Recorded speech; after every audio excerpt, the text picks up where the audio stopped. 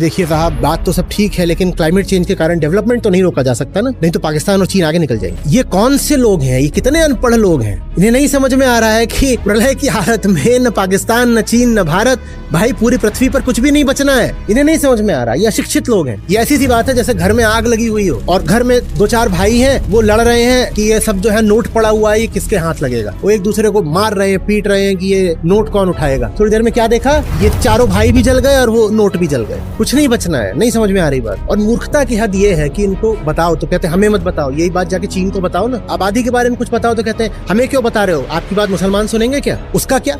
हमारी हालत जानते हो बेटा कैसी है, जैसे कोई हाई ग्रेड कैंसर की 3rd स्टेज में हो, और ये बात बताई नहीं जा रही है, न मरीज को न मरीज के घर वालों को। मुझे बहुत ही ज़्यादा अफसोस होता है जब मैं देखता हूँ कि लोगों को क्लाइमेट चेंज के बारे में पता ही नहीं है, जबकि क्लाइमेट चेंज आज के समय में पृथ्वी पर सबसे बड़ी प्रॉब्लम है। तो आज हम इस वीडियो में जानेंगे कि क्लाइमेट चेंज क्या होता है। सिंपल भाषा में समझा जाए तो जो पृथ्वी पर मौसम में बदलाव आ रहा है और बहुत ही खतरनाक तरीके से मौसम में बदलाव आ रहा है, उसे ही क्लाइमेट चेंज कहते हैं, जलवायु परिवर्तन कहते हैं। जैसे कि बहुत ही ज़्यादा अचानक सूखा पड़ रहा है, बहुत ही भयंकर बारिश हो रही है, शहर के शहर डूबने जैसी बाढ़ आ रही है, ये ही जलवायु परिवर्तन है, क्लाइमेट चेंज है। यानी कि मौसम में बहुत ही हाई लेवल का परिवर्तन क्लाइमेट चेंज कहलाता है। लेकिन ये इतना भी सिंपल नहीं है जितना मैंने बताया है, इसके पीछे कुछ कारण होते हैं, वो हम इस वीडियो में जानेंगे। अगर आपको क्लाइमेट चेंज को समझना है तो इस वीडियो को लास्ट तक जरूर देखना चाहिए। चलिए स्टार्ट करते हैं। देखिए होता क्या है कि जब सूर्य का तापमान पृथ्वी पर आता है तब पृथ्वी पर मौजूद ग्रीन हाउस गैसें, देखिए ग्रीन हाउस गैसों में सभी गैसें शामिल नहीं होती, जैसे कि ऑक्सीजन और नाइट्रोजन ग्रीन हाउस गैसें नहीं है। यानी कि ऑक्सीजन और नाइट्रोजन सूर्य के तापमान को पृथ्वी पर नहीं रोक सकती, जबकि कार्बन डाइऑक्साइड, मीथेन, जल वाष्प जैसी गैसें ये ग्रीन हाउस गैसें होती हैं और इनमें तापमान को रोकने की शक्ति होती है। ये आप समझ सकते हैं सिंपल भाषा में। यानी कि जब सूर्य का तापमान पृथ्वी पर आता है, इन्हें रोकने का काम ग्रीन हाउस गैसें ही करती हैं, जैसे कि कार्बन डाइऑक्साइड और मीथेन, और इसी से पृथ्वी पर तापमान में संतुलन बना रहता है। अगर हम पहले की बात करें, यानी कि लाखों हजारों वर्षों से लेकर आज तक की, तो पृथ्वी पर संतुलन बने रहने के पीछे ये ग्रीन हाउस गैसें ही जिम्मेदार है। ये ग्रीन हाउस गैसें क्या करती हैं कि जो सूर्य से आने वाला तापमान है, उससे कुछ तापमान को अब पृथ्वी पर ही अवशोषित कर लेती हैं और बाकी के तापमान को अंतरिक्ष में जाने देती हैं, जिससे पृथ्वी के ओवरऑल टेम्परेचर में संतुलन बना रहता है। देखिए अगर कार्बन डाइऑक्साइड जैसी गैसें पृथ्वी पर नहीं होती तो पृथ्वी पर बहुत ही भयंकर ठंड पड़ती या फिर पूरी पृथ्वी बर्फ से ढकी रहती, जिससे यहाँ पर जीवन संभव नहीं हो पाता। इसका मतलब ये है कि हम ये कहते हैं कि ऑक्सीजन हमारे लिए बहुत ही जरूरी है, लेकिन ऑक्सीजन के साथ ग्रीन हाउस गैसें भी बहुत ही जरूरी है, जैसे कार्बन डाइऑक्साइड, मीथेन, क्योंकि इनकी वजह से ही पृथ्वी पर जीवन संभव हो पाया है, क्योंकि इनकी वजह से ही तापमान में संतुलन बना रहता है, इतनी भयंकर ठंड नहीं रहती, बर्फ नहीं जमता, ओवरऑल टेम्परेचर सही यानी संतुलन बना रहता है। जब जितनी जरूरत है पृथ्वी को उतना तापमान पृथ्वी पर रहता है और बाकी अंतरिक्ष में लौट जाता है, और इस तापमान को रोकने का काम ग्रीन हाउस गैसें यानी कि कार्बन डाइऑक्साइड और मीथेन करते हैं। लेकिन अब मानव के स्वार्थों के कारण, यानी मानव ने बहुत ही ज़्यादा पेट्रोलियम का इस्तेमाल करने लगे, उन्होंने जंगल के जंगल साफ कर दिए। मतलब कहने का मतलब ये है कि आज मानव एक्टिविटी के कारण जो पृथ्वी का वायुमंडल है उसमें ग्रीन हाउस गैसों की मात्रा बढ़ने लगी है, यानी कि कार्बन डाइऑक्साइड, मीथेन, जल वाष्प आदि गैसें बढ़ने लगी हैं। मैंने आगे ही बता दिया है कि इन गैसों का काम है पृथ्वी के तापमान को संतुलन बनाए रखना। ग्रीन हाउस गैसों की मात्रा संतुलन में रहती है तब पृथ्वी का तापमान भी संतुलन रहता है। आई होप कि आपको समझ में आ रहा होगा कि क्लाइमेट चेंज क्या होता है और ये कैसे होता है। देखिए जब मानव की गतिविधियां बढ़ने लगी, यानी स्वार्थी लोगों ने अपने स्वार्थ पर काम करने लगा, उन्होंने अपने लालचीपन की हद तोड़ दी, तब क्लाइमेट चेंज स्टार्ट हुआ। पेट्रोलियम ज़्यादा यूज होता है, कोयला ज़्यादा यूज होता है, पेड़ों की ज़्यादा कटाई होती है, जंगल साफ कर दिए जाते हैं, तब ग्रीन हाउस गैसें बढ़ती हैं, यानी कि कार्बन डाइऑक्साइड, मीथेन की मात्रा बढ़ती है, और इन्हीं की मात्रा बढ़ने से सारी प्रॉब्लम स्टार्ट होती हैं।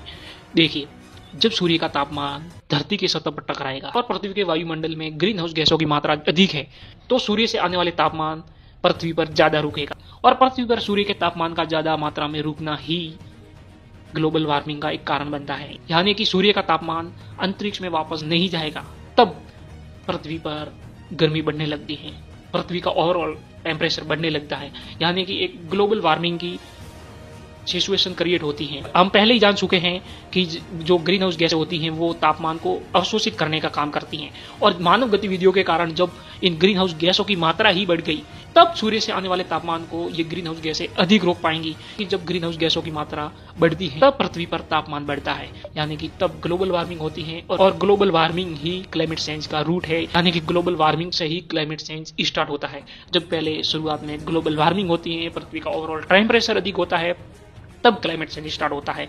और ये सब होता है मानव के स्वार्थी कारणों के कारण। जब मानव स्वार्थी बना तब ये क्लाइमेट चेंज जैसी प्रॉब्लम हमारे सामने आई। मानव के स्वार्थी और लालचीपन के कारण ही पृथ्वी इतने भयानक तबाही के सामने खड़ी है। ये आप इस क्लाइमेट चेंज को छोटी मोटी समस्या मानने की गलती मत करना। ये क्लाइमेट चेंज बहुत ही भयंकर तबाही है, यानी कि पृथ्वी एक बहुत ही बड़ी तबाही के सामने खड़ी है।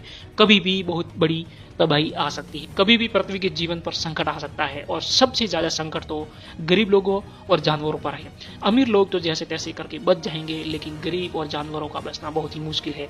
लेकिन अफसोस की बात यह है कि जिन लोगों का क्लाइमेट चेंज में जीरो योगदान है, उन लोगों पर इसका खतरा बहुत ही ज्यादा होगा। यानी कि जो मिडिल क्लास और गरीब लोग हैं और जो जानवर हैं बिल्कुल निर्दोष है, उनका क्लाइमेट चेंज में कोई योगदान नहीं है। लेकिन सबसे ज्यादा क्लाइमेट चेंज का खतरा भी इन्हीं पर होगा। लेकिन क्लाइमेट चेंज में सबसे बड़ा योगदान अमीर देशों और अमीर लोगों का है, जबकि मैं तो मानता हूं कि क्लाइमेट चेंज में 100% योगदान अमीरों और अमीर देशों का है। अमीर लोगों के कारण ही, अमीर लोगों के स्वार्थ ने ही जंगल साफ कर दिए, इतना ज्यादा पेट्रोलियम यूज कर लिया, इतना ज्यादा कोयला इत्यादि यूज कर लिया, जिससे ये क्लाइमेट चेंज हो रहा है। क्योंकि जो अमीरों की गतिविधियां हैं, अमीर लोग जैसा काम करते हैं, उन्हीं के कारण ग्रीन हाउस गैसों की मात्रा बढ़ती है। जबकि गरीबों के ऐसे कार्य नहीं होते जिससे ग्रीन हाउस गैसें बढ़ती हैं। गरीबों का योगदान अगर है भी तो 1% है, जबकि 99% योगदान अमीरों का है। और यहाँ पर क्लाइमेट चेंज के सबसे ज्यादा जिम्मेदार अमीर लोग हैं और अमीर देश हैं, और इसकी भरपाई भी इन्हीं अमीर लोगों को करनी होगी। जबकि इसका हो रहा है बिल्कुल उल्टा। अमीर लोग और भी ज्यादा अपने स्वार्थ पूर्ति में लगे हुए हैं, वो और भी ज्यादा ग्रीन हाउस गैसों को बढ़ाने में अपना योगदान दे रहे हैं, जिससे क्लाइमेट चेंज बहुत ही प्रभावी रूप ले रहा है अपना। आने वाले समय में क्लाइमेट चेंज पृथ्वी पर बहुत ही घातक सिद्ध होगा।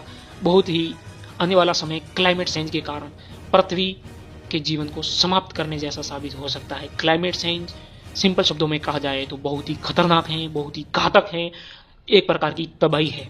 आई होप कि आपने क्लाइमेट चेंज के बारे में समझा होगा। एक बार और हम ब्रीफ में समझ लेते हैं कि क्लाइमेट चेंज कैसे होता है। देखिए, मानव की गतिविधियों के कारण पृथ्वी पर ग्रीन हाउस गैसों की मात्रा बढ़ जाती है, यानी कि कार्बन डाइऑक्साइड, मीथेन इत्यादि की मात्रा बढ़ गई, तब सूर्य से आने वाला तापमान पृथ्वी पर अधिक रुकता है। क्योंकि ये जो कार्बन डाइऑक्साइड और मीथेन जैसी ग्रीन हाउस गैसें होती हैं, इनमें तापमान को रोकने की शक्ति होती है, जबकि जो ग्रीन हाउस गैसें नहीं होती, जैसे कि नाइट्रोजन, ऑक्सीजन, ये तापमान को नहीं रोकती, जबकि तापमान को रोकने का काम ये ग्रीन हाउस गैसें जैसे कि कार्बन डाइऑक्साइड ही करती हैं। अब जब मानव गतिविधियों के कारण ऑलरेडी मात्रा बढ़ चुकी है पृथ्वी के वातावरण में, तब सूर्य का तापमान पृथ्वी पर अधिक रुकता है, और पृथ्वी पर सूर्य का तापमान अधिक रुकने से ग्लोबल वार्मिंग होती है, और ग्लोबल वार्मिंग ही क्लाइमेट चेंज का रूप लेती है, जिससे कई जगहों पर कई सालों तक सूखा रहता है या फिर अधिक बारिश हो जाती है। इतनी अधिक बारिश हो जाती है कि शहर के शहर डूब जाते हैं।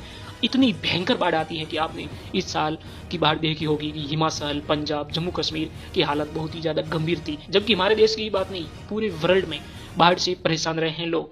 कई जगह इतनी भयंकर बाढ़ आई है, जबकि कई जगह सूखे से परेशान रहे हैं लोग।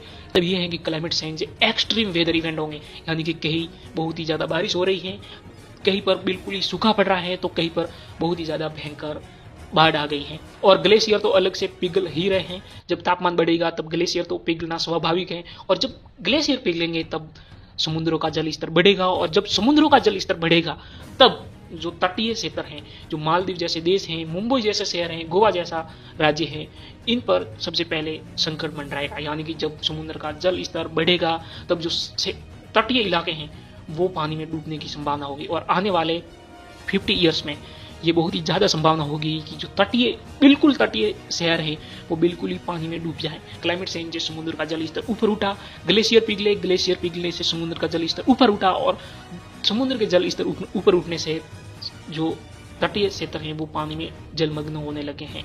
ये बहुत ही भयंकर समस्या है, ये बहुत ही एक प्रकार से तबाही लाने वाली समस्या है। इसे आप गंभीर लीजिए, इससे क्लाइमेट चेंज के प्रति अपने आसपास के लोगों में अवेयरनेस क्रिएट कीजिए। लोगों को ये बताइए कि क्लाइमेट चेंज कोई छोटी मोटी प्रॉब्लम नहीं है, ये बहुत ही भयानक और बहुत ही खतरनाक प्रॉब्लम है। इसको जानना बहुत ही जरूरी है। और इसके जिम्मेदार लोग अमीर लोग हैं और अमीर देश है। इसके जिम्मेदार लोग गरीबों और मिडिल क्लास को मानने की जरूरत मत करना। लेकिन ये बिल्कुल भी नहीं कहा जा सकता कि जो गरीब लोग हैं या फिर ये लोग हैं ये बिल्कुल भी इसमें योगदान नहीं देते। इनका भी योगदान है, लेकिन बहुत ही कम %। ज़्यादा योगदान उन लोगों का है। जय हिंद, धन्यवाद।